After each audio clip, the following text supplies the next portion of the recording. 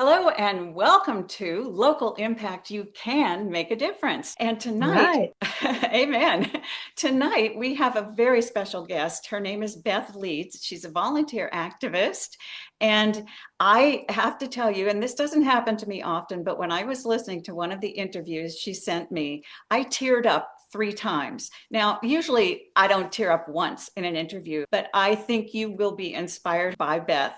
She is the author of Inspired Action: How an Ordinary Woman Did Extraordinary Things, and you can too. Here's what her book looks like. And you can see it behind her, and she has a copy of it. Thank you for joining us today from Hawaii. It's afternoon for you. It's evening for us in California. And Aloha. Aloha. I get people from all over the world calling me to talk with me about how you fight corruption in local government. And I've made some amazing friends that way. That's been really inspirational. And of course, I've met some amazing authors, and you're one of them. About your book, you describe the ins and outs of lobbying and campaigning and mobilizing people, what the complications are. You've been named the World Peace Envoy to the United Nations. You were honored by the Laguna Marine Safety Association, and you were one of Orange County's top 125 influencers. Yeah. Congratulations. Those are really amazing accolades and titles. You said in one of your emails to me that you wrote your book over a span of 75 years.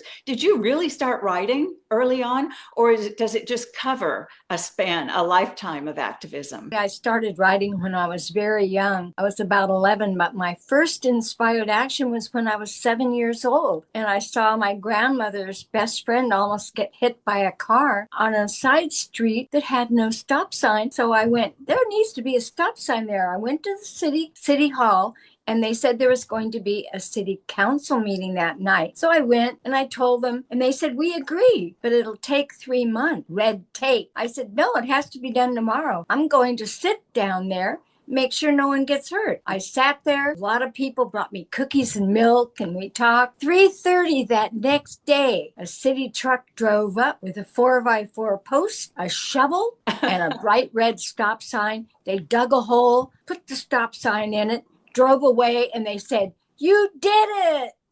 That's and wonderful. It's still there 75 years later. I've been doing that all my life. But why didn't the adults? I mean, I think you said at one point when we were speaking that everybody said they need to have a stop sign here. Well, why didn't somebody else do it? It seems so odd to me. Here, you stood up because no one else did. It happens all the time. Even 75 years later, people don't realize that all they have to do is pick up that phone, go to a meeting, and raise their hand, because it's so easy to make a difference nowadays, especially with the internet and everything. That's interesting for me to hear, because sometimes I feel like if I go and say something at a meeting, they'll be sure to do exactly the opposite. Well, Anyway, I have my 5 points. Number 1, if you can, take a photo, like if it's a pothole or something, you can take a picture. Number 2, pick up that phone. Find out when the next meeting is, city council, board of supervisors, school board, whatever. Number 3, at public comment, give them the photo and a flyer that you made about the issue and an event date. Number 4,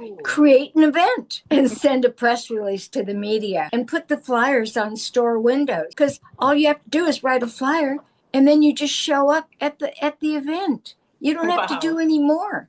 Number 5, create a petition. I like to call them declarations, and get signatures to send to the next meeting and tell the attendees to go to that meeting. Number 6, and just keep repeating it until you get your way. You started as an activist at 7, then at 11 you had another experience with a former president. I was an army brat. I was 11 years old in occupied Germany. I did a whole bunch of things with different people, and one thing led to another. And I was invited to sit in the front row with all the generals for a meet and greet with Eisenhower at a big parade. He walked down the row, and when he got to the general of my Camp King in Oberursel in Germany, he said, is this a little girl you were talking about? The general said, yes. Eisenhower took me by the hand, brought me over to a bench, sat me down, and he said, how do you know so much about Germany and the Germans? And I said, well, I'm one of the only Americans in this little town. So I had to learn German and be friends with all the Germans and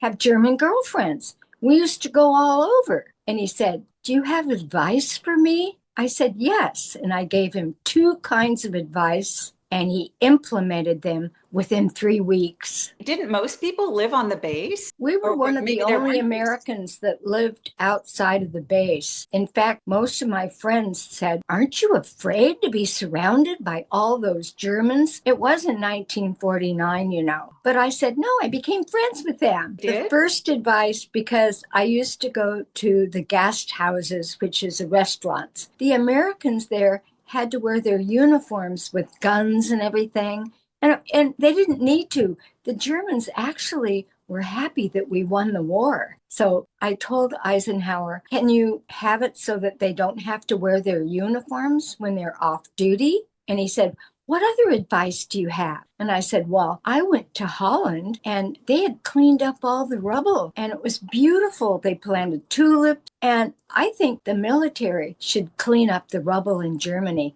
There was rubble all over still. 3 weeks later, the enlisted men and officers did not have to wear their uniforms when they were off duty, and they started cleaning everything up. Out of the mouths of a babe. Children really have a lot more influence than we adults do. They have such a clean perception and so straightforward. Suffer the small children. Many of the listeners to my podcast are often frustrated activists. They're tired, but they've also worked really hard to protect our coastline. And we've done petitions, but we've done them, many of them in my county, in the form of ballot measures that create new law. They've been very effective in getting action. Yes, that's great. I know you have lots of stories. I'd love to hear those, and especially about your old stomping grounds. I learned that there was going to be a lot of offshore oil rigs off of Northern California when I lived in Mendocino. So I got together with people and we learned about it. And then I heard there was an EIR, an environmental impact statement coming out by the government, which kind of explains what they're going to do. And so I created a task force with the supervisor's permission. It was full of all different kinds of people, oil company people, real estate people, activists, people who wanted the rigs, all kinds of people. We all read that and we all decided, nope, it's not a good idea. One of the things that I do is I don't protest. I protect. One time, the mayor of Laguna Beach called me up and said, oh, we're going to do a protest in front of this hotel. Will you come? I said, oh, I'd love to go there. I got all dressed up. I drove by the protesters waving at them, went up, and the man at the hotel opened my car door. And I said, where's the luncheon? And he said, oh, it's down, because I was dressed up and everything. He says, oh, it's right down the hall to your left. So I went into the ladies' room and started talking with the ladies in there, because there was a guard at the door, of course. And it was $1,000 plate dinner back then. I made friends with some of the ladies and we talked, and I laughed and talked with them as we all went through the door. I went right up to Cecil Andrus, who was the head of the Department of Interior at the time. And I said, oh, I crashed, but I wanted to tell you something. Would that be okay? And he went, okay. And I told him my theory that offshore oil rigs would be dangerous because they might get blown up or something, and they would be very vulnerable. There wasn't that much oil there anyway, and it would take 30 years to get out. So it's really all about the oil companies making money. He agreed with me. We stopped it. Person can stop something, believe it or not. It depends on if you go to the top, which you have to do in order to do that. And you got to convince them, because if it makes sense, otherwise I wouldn't do it. I don't protest or I don't do things just because someone said to. I do it because I don't want the oil rigs off of our coast, or I don't want a canyon developed. Simple. The canyon, didn't you organize 10,000 people? Remind me about the phone tree. The canyon was going to be developed. Everybody said so. Everybody agreed, except for me and a few friends who knew we could stop it, but they thought no one could stop it. My mother's best friend was a movie star, Jennifer Jones, and she acted in a movie and got the Academy Award for this movie about how people did a pilgrimage to Lourdes in France to heal themselves. I thought, we have to do a pilgrimage. And then we called it a walk instead. I went to the city council in September, and I said, we want to do a walk in November, and they agreed, believe it or not. So from then on, everybody just did as much as they could to talk about the walk and get people inspired to act. When you get inspired to act, it's fun. A lot of times you can do what you want and you get your way. And you meet wonderful people. It's so wonderful to do that. And then my telephone tree, I have 10 numbers. Well, I have a lot more than that. But if something dangerous is going to happen, like the city council is going to vote to tear down the lifeguard tower in Laguna Beach in 2 hours, because I just found the agenda, I'll call my tree and I'll say, they're going to do it in 2 hours. We have to all be there. Can you call 10 people? They call 10 people, and then those people probably call people too. Hundreds of people show up within 2 hours. One of my best friends was Einstein's best friend. He told her that speed of particle flow determines power. So if you think about something, pick up the phone and do it. If you act fast, nobody can tell you no. Laguna Canyon is between two different highways, the 405 and the 1. It's a lot of space. It's miles. And actually, the people, 10,000 people walk to the middle of the canyon, which I have saved this little part a couple of times before that, 5 miles. So it's about 8 or 10 miles from Laguna Beach to the 405. So people came from both sides and walked. Some rode a horse, a couple people, and some bicycled. And it was absolutely wonderful to see these people. And then, of course, the newspapers, one of them said, oh, well, there was only a few people there or whatever. But everybody knew what had happened. And in fact, Donald Bren, who was the developer of these 3,500 housing units and malls and everything, I ended up becoming a friend of his. What I do is I don't take sides. I am issue oriented. For example, sometimes at a meeting, if there's like 500 people at this big meeting, the oil companies and the feds are sitting on that side, and the environmental groups and the state is on that side. And I walk in and everybody turns around because everybody knows I'm the one doing everything. And I look around and I look over to the oil companies and the Fed side, and I see a seat in the middle. And I walk in, scooch into that seat, and I sit down. And they tap me on the shoulder. They'll say, I think you're on the wrong side. And I go, no, sometimes they sell out. I go, you're the decision makers. Let's have lunch. And they do. What did you say to the developer of these 3,500 homes in this amazing canyon to stop it? A bunch of different things. I would meet with his vice president often and see her, and I'd say, oh, hi, Carol. Everybody else would go, there she is. Wah. And I would say, oh, hi, Carol. How are you? Let's talk. Or I have some ideas. One time I met with her. I had just crashed a meeting of mayors. Only mayors were allowed. But I crashed, and the person who was presenting the meeting knew me, and he thought I was invited. I called her up. I said, Carol, I just left the meeting of mayors, and they thought that someone influential should make a difference and help stop the oil rigs off of the coast. And she said, oh, I read about the meeting. What did they say? And so I said, well, they said that an influential person should do something. So I said, I think that Donald Bren should do something. Well, first of all, he was Bush's biggest campaign contributor. But I said, people should do something, but Donald Bren should do something because he's developing right in front of the ocean, and it's going to lower his property values.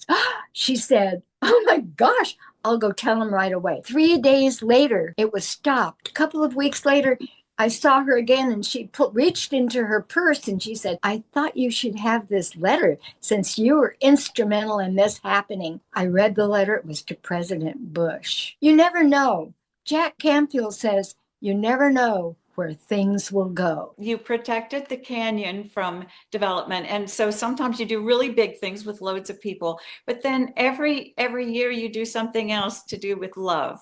With hearts? On Valentine's Day or New Year's Day, I make big shiny hearts and little ones. And the big shiny hearts, I'll go and I'll pin them on trees that are in danger in Laguna Beach. I pin them all along the canyon, but then unfortunately, when I moved in with my daughter to Hawaii. The environmental groups didn't like those eucalyptus trees, and they had them all cut down, 250 of them. That makes me cry, but I'm not going to cry right now. Well, me too. Save We it have till later. exactly the same experience. Yeah, But we used to be a once in a Tree City, while, you USA. can't win. 2 weeks ago in Laguna Beach, the city council cut down every tree on Forest Avenue, which is the main street, Forest Avenue, they right cut down the across, trees. right, I know, DeForest Avenue, right across from Main Beach. And they did it at night. Why? They said that they were sick or something. These were 100-year-old trees. I would have gone and hugged them and saved them. You have some stories about going to the Capitol and overhearing the senators or people in power. When I go to Washington, I try and get as many appointments as I can. And then I raise money, $20 here, $50 there, to pay for my trip. When I'm there, I stay at this place where the activists stay. It's $25 a night. And so it's really fun. I had this appointment at 2:00 with one of the biggest congressmen. Very important. At 1:45, or I went to the senator's lounge, because whenever I went there, I could listen and see what's going on and say hi to everyone. And I always wear a hat, and I'm always dressed beautifully so that I really fit in. Next to me, these two men sat down and they started talking about the congressman that I was meeting with in about 15 minutes. And they said, "Are you meeting? We're meeting with so-and-so." "Yeah, we're meeting with him. He doesn't do expletive deleted. Begins with an S. He doesn't do whatever." They said, "We have to deal with his staff because he's just as lazy and doesn't do anything." And they badmouthed him. And then they said, "But Exxon," oh, they were Standard and Shell. Exxon, he said, "Now they're claiming that they're the ones that did it all, but we're the ones that did all the work." And then they come in at the end and said they did it. So now we're thinking about maybe caving in on that bill. I'm going, wow. And I wrote it all down. He said, "Our appointment's at 2:30. And I go, "Oh, my appointment's at 2." So I went and I met with the congressman and I showed him my beautiful brochure with a color picture on the front and everything. And then as I was walking out, Columbo style, I love doing that. I said, "Oh, one more thing." And he looked up. And he really didn't want to talk to me anymore. I had already said what I said. And then I said, "Can I tell you about what the oil company's guy said about you at lunch?" He said, "Yes." And he leaned forward and he wanted me to sit next to him. I sat down and I said, "Are you meeting with Congressman so-and-so?" I'm reading it. "He doesn't do and blah, blah, blah." He was really mad about that. He called in the photographers, had a picture with me. It was in the Washington Post and everything. And then at the meeting, he was like this very important guy. It was only for congressmen and aides because they were deciding about offshore oil issue. Day before, I had met this man who was a guard, and he looked really depressed and everything. And I said, "What's the matter?" And he goes, "Oh, nothing." I said, "Come on, you can tell me." He goes, "Well, I'm hungry." I go, "I have a sandwich in my purse." And I pulled it out and I gave it to him and I walked away and he ate it. But then at that big meeting, he was the guard at that door, that big, huge meeting. He says, "I'm going to let you in." I go, "Really?" Because everybody's standing outside and then they come out and tell them what happened. Nobody could go in, all the lobbyists and everything. I get in there. I'm the only person that isn't supposed to be in there. Stand there. I had an appointment earlier with Senator Kennedy, Ted Kennedy's staff. One of them came over and said, "Senator Kennedy won't be able to be at the meeting today. You can have his seat." Oh my goodness. I went over and I sat in his seat. I'm just going, oh my God, everybody, all eyes were on me. And just as before it was ready to start the meeting, the door opened. Can you guess who walked in? It was Senator Ted Kennedy. And he comes over and puts his hand on my shoulder and said, "Just sit there, young lady." And someone grabbed him a chair and he sat down at that. And then the gavel. And then they started the meeting. Well, at the meeting, most of the people on the Appropriations Committee were supposed to vote in favor of the oil companies, right? But they didn't. They voted my way. And when it came time for the congressman to vote, he voted nay, and then he winked at me. I knew what happened. He probably told everybody what the oil company guy said. I told him, just this once, don't do it. And he didn't. You never know what's going to happen. If you put yourself out there with a smile and don't hate anyone, just love everyone and just say, "Hey, here's the issue. Let's deal with this," not personal changes or anything. Who knows what could happen? Usually the good happens. Now, there was another story about you went up to the North Coast at some point and you were working on something. You ended up in a cafe and you ended up recruiting, like the Pied Piper almost, people to go to a meeting. A lot of times when I go to a meeting, I will raise my hand. And then if the public isn't, sometimes the public's not allowed to speak. So then I'll hold the sign up upside down. And my sign says, whatever, listen to me or do something. I want to talk or something. And I'll hold it upside down. And I do that. And someone from the hearing team says to me, you're holding your sign upside down. And I stand up and I said, that's because I want to say something. Would that be okay? As I'm walking towards the podium, you have to make yourself important. Always dress up. What's the story about certificates of appreciation? I created the certificate of appreciation. What it says, it's a certificate, and I make it look like a scroll or something, but you could do it anything. At the top, you write certificate of appreciation, and then you leave a blank space, and then you leave another space where you can sign it. And then I'll give it to I bring them to Washington. I've handed out 10,000 of them or more. I bring them to Washington. I give little ones to the cab drivers, to the people who serve me, waitresses or waiters, or I give them to secretaries. And I'll ask the secretary when I walk in, oh, Mary, nice to see you. I've talked to you on the phone. How do you spell your name? And I have a gold pen.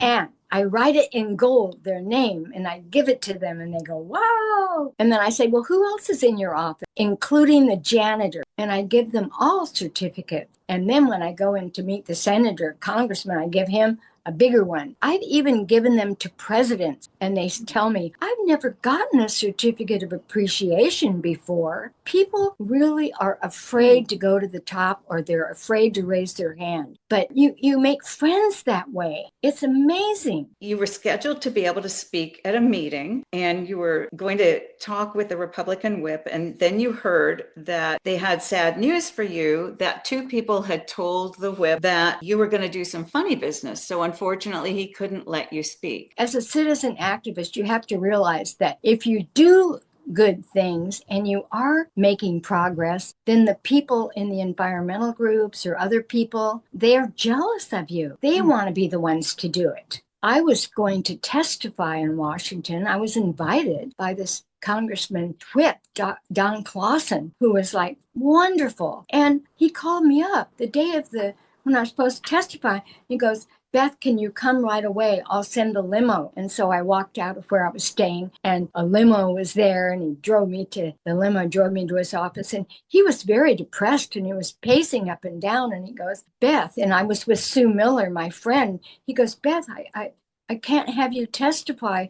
I heard that you were going to do some funny business, and I can't risk that. I said, was it two men from the North Coast? He said, well, yes, it was. I said, well, by the way, and it was an election year, and he had just ran and won. He was a Republican. And I said, well, the Democratic candidate that you ran against, one of those men was her campaign manager. He said, that's what happens in politics. He goes, not only are you going to testify, but I'm going to go and get you, and you and Sue are going to walk down the aisle with me. I'm going to take you to the podium myself. It happens a lot. I mean, one time I was running for city council, and I went to this market, and this man was talking about me really bad. And he had a little table and some flyers and stuff. And I said, what are you saying? And he goes, oh, Beth Leeds, she's terrible. She's running for city council. Don't vote for her. She does bad tricks, stuff like that. Stupid, right?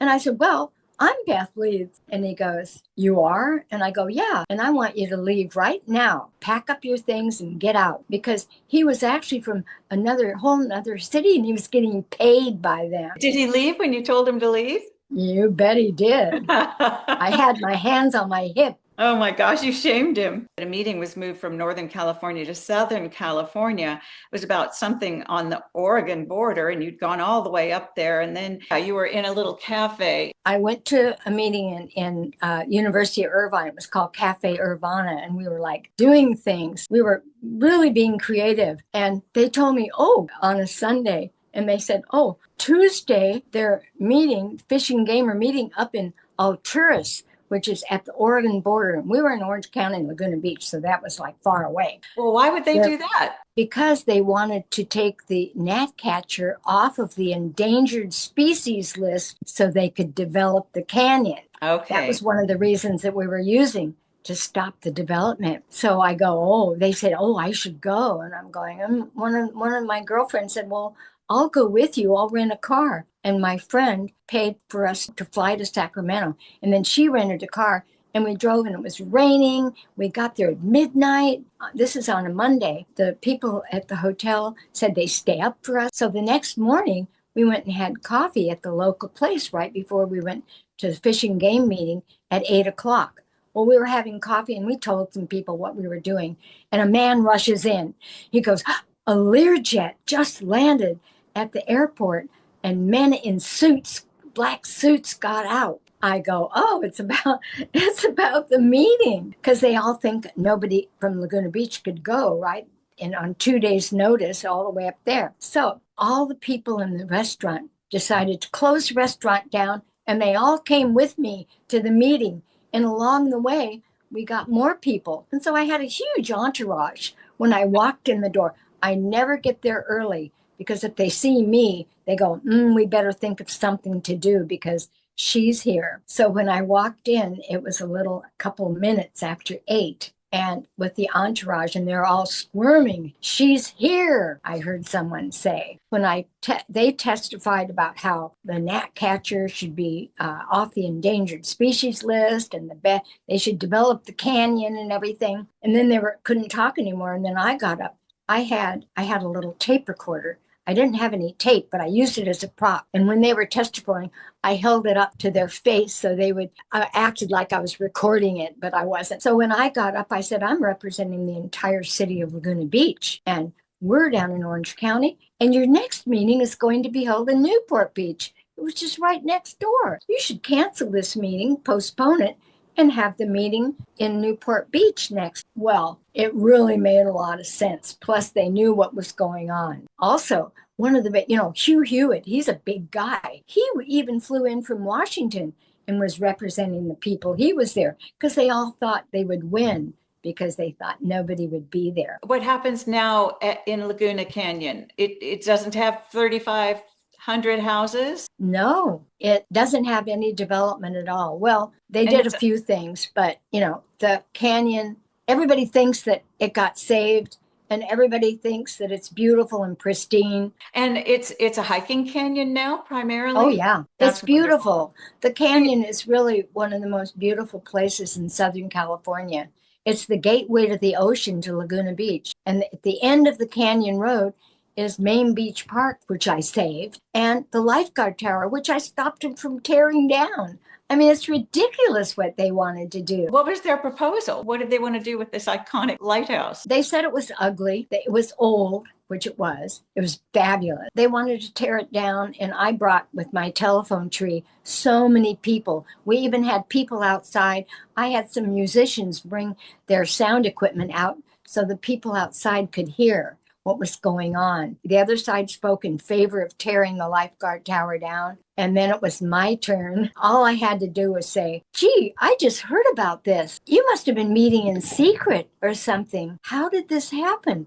Because it must have taken months, but I only heard about it 2 hours ago. I go, something must be going on that's not kosher. So we better figure out what's happening. They looked at each other, and I think they decided they didn't want to say yes. So they said no. That's a short story. It's really a long story, but it's in my book. What were they going to replace the lifeguard tower with? What were It they was a going to do there? monstrosity. And there was an elevator. I mean, really? You see someone drowning and you push an elevator? It was ridiculous, really. And it was like a tall thing with the elevator, and then it was all glass, a big round thing where the lifeguards could sleep there, and there was this and that. The lifeguards didn't need that. They wanted the original lifeguard tower. And it's still there. By the way, it's on all the uniforms, like the police have it on their uniform. If you Google Laguna Beach, you'll see it. It's their emblem. So this is it, right? Can you see that? Is it in front of the camera there? Yeah. Oh my That's gosh. it. And you saved adorable. the lighthouse. Lifeguards have been going there for years In fact, I have a picture of a man who was a lifeguard now, and it was when he was sitting on his father's lap years Wow. ago. You know, lifeguards are a tradition. I mean, I'm totally in love with the lifeguards, everyone. I think lifeguards, police, EMT, Yeah. I think they're the most important people that we have that connect with us in government. They should be getting raises. They should be getting what the supervisors get. And wasn't there an issue with the lighthouse that it was going to be a massive sort of tower that would block ocean views as well? Oh, well, that was Main Beach Park. They wanted to build, it would only be for a few years, 5 years. And they wanted to have parking lot there. Well, really what they wanted to do was build a parking structure, but they started with just having a parking lot. So I got the city council to stop that the night before. I went down and they'd already started putting the telephone poles down for people to park. I went and I got the manager of the construction people and I marched him down to City Hall where they said, "Oh, didn't someone tell you? We're not doing it. We're going to have a park." And so then really quickly, I had people bring flowers and trees and everything so that we could claim our space. I want to show Wow. you a picture. And while we're waiting, I want to say thank you to Marielle, who is famous in her own right as your daughter helping you now. This But is oh, Marielle. that's In 1970s, I airbrushed my daughter's white horse's mane and tail with rainbows. The oh. rest is history. Marielle has another claim to fame because apparently there were some trees that were going to be bulldozed, and Oh, look, she there it is. stood in front of the dozer. It looks like it's about ready to scoop her up. To tell you the truth, I was crying and I was screaming at her, "Get out of the way." He kept advancing. He turned his bulldozer right towards her and then started going right at her. She had to back up. It was branches and it uneven ground. And she's a surfer, so she can do anything. But she was backing up and I was totally scared. And the only reason he stopped was because a big tree stump stopped the bulldozer. And then the city, because I had called the city right before I came quickly, I called the city and the LA Times. The LA Times guy got there.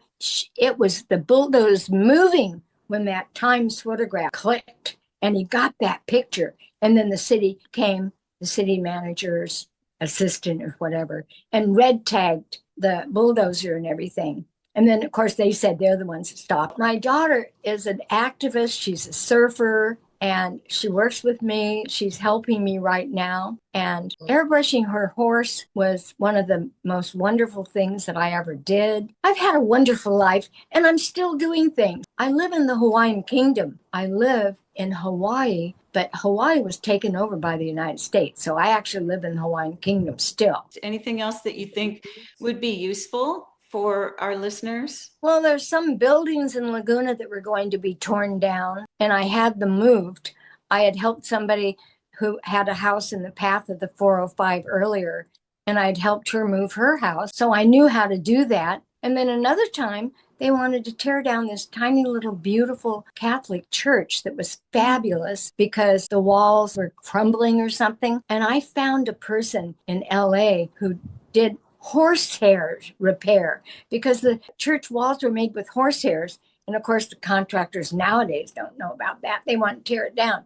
I had them fix it and it's still standing. A lot of the things are still standing that I did, and I'm so happy about. And they're almost now historic, like the lighthouse, and I'm sure that church have some kind of historic designation. I And a about little your about book. my book. Yes. You know who Jack Canfield is? He's on my cover. And he said, the one thing that separates people who are successful and happy and fulfilled from others is they take inspired action. This delightful book will show you how to do that. Chicken Soup for the Soul sold 600 million copies. So I feel honored that he thinks that my book will help other people. Well, I love that comment because one of the things that I've discovered is that if people want to have a happier life, they should get involved in their local community. And Yes. that's what Jack is saying, and that's what you're saying too. Did you think it makes a happier life for people when they do things like saving lighthouses and stopping oil rigs? What's your take on that? You never know what's going to happen when you raise your hand. When I go back to Washington, they tell me, "Oh, well, in Washington, we never see citizens. Citizens really represent about 20,000 people if they can make it to talk to a senator in Washington, because there's all these different people who say no and we can't do it and all that kind of stuff. Just speak up with a smile. If you don't get your way, so what? You wouldn't have gotten it anyway. If you didn't say anything, you might make a difference. And that might, you might make a difference. 2 months ago, I had a meeting, I call it Inspired Action with Beth workshop, with fifth graders.